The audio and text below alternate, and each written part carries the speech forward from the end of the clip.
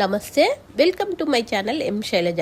ఈరోజు పుణ్యక్షేత్రం శీర్షికలో మనం స్వామివారి సప్తగిరుల గురించి తెలుసుకుందాం. ఏడుకొండలవాడ వెంకటరమణ గోవింద అని అందరము స్వామివారిని వేడుకుంటాం కదా. ఆ ఏడుకొండల స్వామి 7 అడుగులే 7 కొండలుగా వెలిసినవి. ఆ కొండల పేర్లు, ఆ కొండల యొక్క విశిష్టత తెలుసుకుందాము. కలియుగ దైవం శ్రీ వెంకటేశ్వర స్వామి తిరుమలను కలియుగ వైకుంఠం అంటాము. ఇక్కడ ఉన్న 7 కొండలను సప్తగిరులు అంటాము. వీటి పేరు శేషాద్రి, నీలాద్రి, గరుడాద్రి, అంజనాద్రి, వృషభాద్రి, నారాయణాద్రి, వెంకటాద్రి. ఈ కొండలపై నుంచి చూస్తే ఒక సర్పంలాగా ఆదిశేషుడి ఆకారంలో కనిపిస్తాయి. అన్ని కొండలలో ఆలయం ఉన్న వెంకటాద్రి కొండ తక్కువ ఎత్తును కలిగి ఉంటుంది. స్వామివారిని చేరుకోవటానికి మొత్తం 5 మార్గాలు ఉంటాయి. మొదటిది అందరూ ఎక్కే మార్గం, రెండవది అలిపిరి మెట్ల మార్గం, ఇది 12 కిలోమీటర్లు ఉంటుంది. మరియు మూడవది 19 కిలోమీటర్లు ఉన్న వాహన మార్గం, నాలుగవది చంద్రగిరి నుంచి ఉంటుంది. దానినే శ్రీవారి మెట్లు అంటారు. కాలినడక మార్గం అడవిలో నుంచి ఉంటుంది. ఇది కేవలం 6 కిలోమీటర్లే ఉంటుంది. నాలుగవది మాముండూరు రైల్వే స్టేషన్ నుంచి, ఐదవది నాగపట్నం నుంచి ఉంటుంది. అలిపిరి మెట్ల మార్గంలో మొత్తము 3500 మెట్లు ఉంటాయి.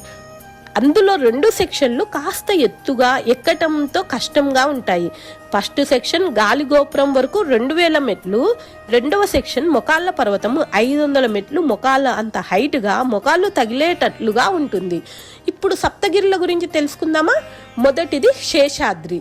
విష్ణుమూర్తి వైకుంఠంలో కొలువై ఉన్న సమయంలో వాయుదేవుడు విష్ణుమూర్తిని దర్శించుకోవటానికి రాగా ఆదిశేషుడు అడ్డగిస్తాడు.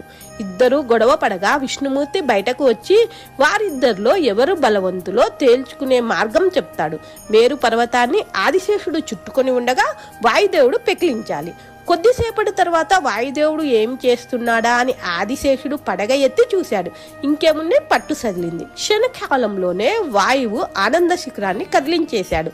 ఓటమికి గురి అయిన ఆదిశేషుని ఓదార్చి, బాధపడకు శేష, ఎప్పుడూ నాతోనే ఉంటావు, ఈ కొండ నీ పేరు మీదే ఉంటుంది అని మాట ఇచ్చి ఆ కొండకు శేషాద్రి అని పేరు పెట్టడం జరిగింది.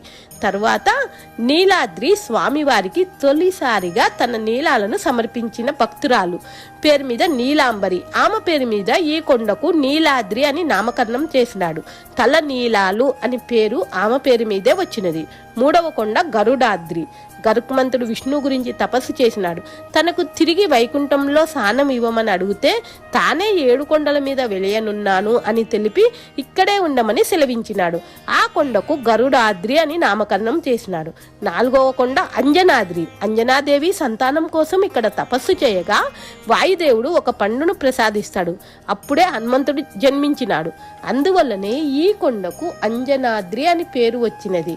5వది వృషభాద్రి. కృతయుగంలో వృషభాసురుడు అనే రాక్షసుడు ప్రతిరోజు శివుడికి తన శిరస్సును నైవేద్యం పెట్టేవాడట.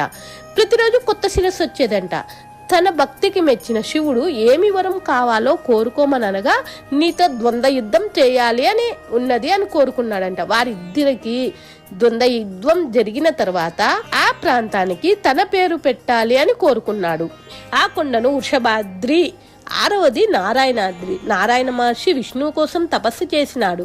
తాను తపస్సు చేసిన ప్రాంతానికి తన పేరు పెట్టాలని ఆ విధంగా నారాయణ మహర్షి పేరు మీదుగా నారాయణాద్రి అయినది. 7వది వెంకటాద్రి. కలియుగ దైవం వెలిసిన వెం అంటే పాపాలు, కట అంటే హరించినది అని అర్థం. స్వామి సమక్షంలో సర్వ పాపాలు హరిస్తాయట. అందుకే ఆ పవిత్ర గిరిని వెంకటాద్రి అంటాము. తిరుమల దేవాలయ ప్రత్యేకతలు స్వామివారికి పూజకు ఉపయోగించే పూలు, పళ్ళు, వెన్న, పాలు అన్ని 22 కిలోమీటర్ల దూరంలో ఉన్న ఒక గ్రామం నుంచి తీసుకొస్తారని ప్రతీక. శ్రీవారి విగ్రహం వెనుక సముద్ర అలల ఘోష ఉంటుంది, వినబడుతుంది అని, గర్భగుడిలో ఉన్న దీపాలు ఎప్పటికీ ఆరిపోవని, స్వామివారి విగ్రహము ఎప్పటికీ తేమగా ఉంటుంది. కలియుగంలో మానవాల్ని కాపాడటం కోసం వెలిసిన కలియుగ దైవం వెంకటేశుడు. గోవింద గోవింద గోవింద. నా ఛానల్ అందరూ సబ్స్క్రైబ్ చేయాలండి, లైక్ చేయండి, షేర్ చేయండి, కామెంట్ చేయడం మాత్రం మర్చిపోకండి. ఇట్లు మీ మా Shailaja Masetti. Thank you for watching. Bye, see you.